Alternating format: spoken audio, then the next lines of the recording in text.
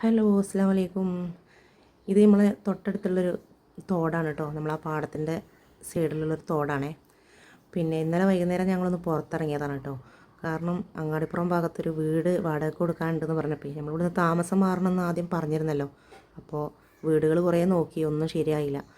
അവസാനം ഇപ്പോൾ ഇവിടെ ഒരു വീടുണ്ടെന്ന് പറഞ്ഞപ്പോൾ ഒന്ന് പോയി നോക്കാമെന്ന് വിചാരിച്ചതാട്ടോ. പക്ഷേ പോയി നോക്കുമ്പോൾ വീടൊന്നും ഇഷ്ടമായില്ല. കാരണം ഭയങ്കര വാടകയും അഡ്വാൻസും. എന്നാൽ അതിനനുസരിച്ചുള്ള വീടുണ്ടോ അതില്ലേനും. ആകെ ഇടിഞ്ഞു പൊളിഞ്ഞൊരു വീടായിരുന്നു. വീട് ഇഷ്ടപ്പെട്ടില്ല എന്ന് കണ്ടപ്പോൾ ഞങ്ങൾ തിരിച്ചു പോന്നു കേട്ടോ.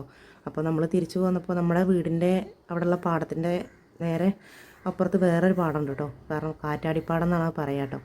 അപ്പോൾ അവിടെ കുറേ ജനങ്ങൾ ഇതുപോലെ ഇത് കാണാൻ വേണ്ടിയിട്ട് വൈകുന്നേര സമയങ്ങളിൽ ഫുൾ ടൈം എന്ന് പറഞ്ഞ പോലെ അവിടെ ആളുകളാണ്. കാരണം അവിടെ കാണാൻ ഭയങ്കര ഭംഗിയുള്ളൊരു സ്ഥലമാണ് കേട്ടോ. അപ്പോൾ ഞങ്ങൾ അവിടെ നിന്ന് ഇറങ്ങാമെന്ന് വിചാരിച്ചു. കാരണം നമ്മളെ ഈ ഭാഗം ഫുള്ള് ഇങ്ങനെ പാടങ്ങൾ തന്നെ കേട്ടോ. കാണാൻ ഭംഗിയുള്ള സ്ഥലങ്ങളാണേ. അപ്പോൾ നമ്മൾ വീടിൻ്റെ ചുറ്റുമുള്ള ആ പാടമല്ലാതെ, ആ പാടം തന്നെയാണ് സംഭവം. പക്ഷേ മെയിൻ റോഡ് കൂടെ കുറച്ച് പോന്നിട്ട് വേണം ഇവിടേക്ക് വരാൻ കേട്ടോ. കാരണം ആ പാടത്ത് കൂടെ നടന്നാലും ഇങ്ങോട്ട് എത്തുമായിരിക്കും. പക്ഷേ നമുക്ക് മെയിൻ റോഡ് കൂടെ വന്നാൽ ഇവിടെ കുറച്ച് ഭംഗിയുള്ള സ്ഥലമുണ്ട്. അപ്പോൾ ഇവിടെ ഒരുപാട് ആളുകൾ ഇത് കാണാനായിട്ട് വരുന്നവരാ. നല്ല കാറ്റും ഈ ഒരു പ്രകൃതി ഭംഗി ആസ്വദിക്കാൻ വേണ്ടിയിട്ട് ഒരുപാട് ദൂരത്തു നിന്നൊക്കെ ആൾക്കാർ വരും കേട്ടോ. കാറ്റാടിപ്പാടം എന്നാണ് പറയുക. അപ്പോൾ അവിടെ ചായയും എല്ലാം കുടിച്ച് കുറച്ച് നേരമൊക്കെ ഇരുന്ന് കുറേ ആളുകൾ വീഡിയോസും ഫോട്ടോസൊക്കെ എടുത്തിട്ടാണ് കേട്ടോ പോരുക. ഇത് ഞായറും ശനിയൊക്കെ ആണെന്നുണ്ടെങ്കിൽ ഒരുപാട് ലേഡീസും കുട്ടികളൊക്കെ ഉണ്ടാവും കേട്ടോ. കൂടുതലും ലേഡീസും കുട്ടികളാണ് ശനി ഞായറും ഉണ്ടാവുക. ബാക്കിയുള്ള ദിവസങ്ങൾ ഇതുപോലെ ചെക്കന്മാരായിരിക്കും കേട്ടോ കൂടുതലുണ്ടാവുക. കാരണം ഇവിടെ ഫുള്ള് ഈ ഒരു ഏരിയ ഫുള്ള് ജനങ്ങളായിരിക്കും. എന്താണെന്ന് ആളുകൾക്കൊരു പിടുത്തം ഉണ്ടാവില്ല ഈ പാടം കാണാൻ വേണ്ടിയിട്ട്. പിന്നെ ഈ നെല്ലിൻ്റെ കൃഷി കഴിഞ്ഞ് കഴിഞ്ഞാൽ പിന്നെ അവിടെ ഈ സൂര്യകാന്തിയൊക്കെ കാണാം കേട്ടോ. ഒരുപാട് സൂര്യകാന്തി നട്ടു വളർത്തും. അതുപോലെ വത്തക്ക ഇങ്ങനെയൊക്കെയാണ് കേട്ടോ. വത്തക്ക നമ്മൾ തണ്ണിമത്തൻ അറിയില്ലേ. അപ്പോൾ അത് ഒക്കെ നട്ടു വളർത്തുന്നൊരു സിറ്റുവേഷൻ ഉണ്ടാകാറുണ്ട് കേട്ടോ. അപ്പോഴും ആളുകൾ ഒരുപാട് വരാറുണ്ട് കേട്ടോ. നീണ്ടതാണ്. പിന്നെ ലാമിയും അൻവർക്കും ചായ കുടിച്ച് വന്നതാട്ടോ. ഞാൻ ചായ കുടിക്കാൻ പോയില്ല. ഞാൻ അങ്ങാടി പുറത്ത് ജ്യൂസ് കുടിച്ചത് കാരണം എനിക്ക് ചായ കുടിക്കാൻ വലിയ മൂടുണ്ടായില്ല. അപ്പോൾ അവളിങ്ങനെ ഓരോന്നിങ്ങനെ പറഞ്ഞുകൊണ്ടിരിക്കണം.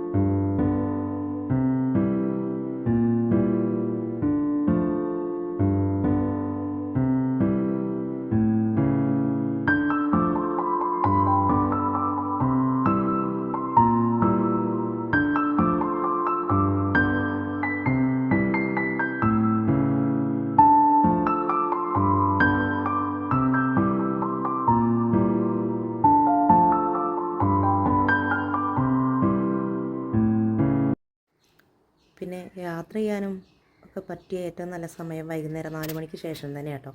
അപ്പോൾ ആ കാറ്റും ആ പ്രകൃതി ഭംഗിയും ഒക്കെ ആസ്വദിച്ചിങ്ങനെ പോകാമല്ലോ. അധികം ചൂടും ഉണ്ടാവില്ല.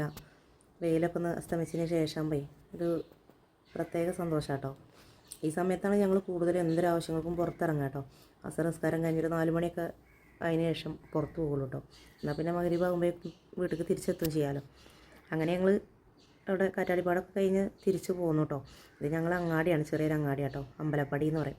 അപ്പോൾ അവിടെ നിന്ന് അവൾക്ക് എന്തോ വാങ്ങണമെന്ന് പറഞ്ഞിട്ട് അൻവർക്ക് അവളെയും കൊണ്ട് പോയി വാങ്ങി വരിക കേട്ടോ. എന്തോ ഐസ്ക്രീമോ ഐസൊക്കെ വാങ്ങിയിട്ട് വരികയാണ് കേട്ടോ.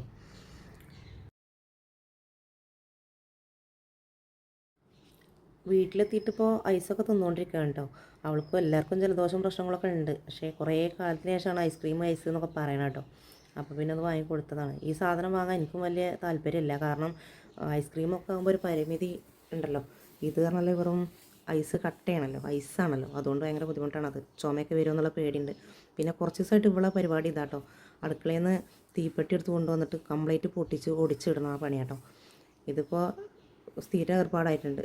ഇപ്പോൾ കാണാതെ ഒളിപ്പിച്ച് വെക്കലാണ് ഇപ്പോൾ പരിപാടി. കാരണം 2-3 തീപ്പെട്ടി ഒറ്റയടിക്ക് നശിപ്പിച്ചിട്ടുണ്ട്. പിന്നെ എവിടെയെങ്കിലും വരത്തി വല്ല ഡ്രസ്സിലോ മറ്റോ ഇട്ടാലോ എന്നുള്ള പേടിയുണ്ട് കേട്ടോ. അതിൻ്റെ ഇടയിൽ അവിടെ താഴെ അൻവർക്കാൻ്റെ ഫോൺ കൊണ്ടുപോയി ഒളിപ്പിച്ച് വെച്ചിട്ടുണ്ട് ആ കസേരൻ്റെ അടിയിൽ കേട്ടോ. അവളെ വിചാരം നമ്മളാരും ഇത് കണ്ടിട്ടില്ല എന്നാണ്. എന്തോ ഒരു വീഡിയോ ഓണാക്കി വെച്ചിരുന്നു. എന്നിട്ട് അതിൻ്റെ അടിയിൽ ഒളിപ്പിച്ച് വെച്ചതാണ്. നമ്മളാരും കണ്ടിട്ടില്ല എന്നാണ് അവളെ വിചാരം. അങ്ങനെ പിന്നെ അവളെ ഫുഡ് കൊടുത്തു. കാരണം ഭക്ഷണം കഴിച്ച് കഴിഞ്ഞാൽ പിന്നെ 1 മണിക്കൂറെങ്കിലും കുറച്ച് നേരമൊക്കെ കളിച്ചിട്ടും എന്തെങ്കിലുമൊക്കെ ചെയ്ത് നടന്നിട്ടൊക്കെ ഉറങ്ങുള്ളൂ കേട്ടോ. അപ്പോൾ ഇന്നിപ്പോൾ സാധാരണ പോലെയല്ല, മൊത്തത്തിലൊന്ന് താളം തെറ്റി. കാരണം വൈകുന്നേരം ആകുമ്പോൾ മെയിൽ കഴുകണമാണ്. ഇന്ന് ഫുഡൊക്കെ കഴിച്ച് ലാസ്റ്റ് കേട്ടോ, 1 മണിക്കൂറൊക്കെ കഴിഞ്ഞതിന് ശേഷം പിന്നെ മേലൊക്കെ കഴുകി. ഇപ്പോൾ ആൾക്ക് ഒരു മയക്കത്തിലാണ് ആൾ. നേരത്തെ കിടന്നു, 9 മണിയാകുമ്പോഴേ കിടന്നു കേട്ടോ. അപ്പോൾ ഇൻഷാ അല്ലാഹ് ഞാൻ അടുത്ത വീഡിയോ ആയിട്ട് വരാം കേട്ടോ. അപ്പോൾ എല്ലാവരും നമ്മളെ വീഡിയോ കാണണം, ലൈക്ക് ചെയ്യണം, ഷെയർ ചെയ്യണം, കമൻറ്റ് ചെയ്യണം കേട്ടോ. ഇൻഷാ അല്ലാഹ് എല്ലാവർക്കും നല്ലത് വരട്ടെ. അസ്സലാമു അലൈക്കും.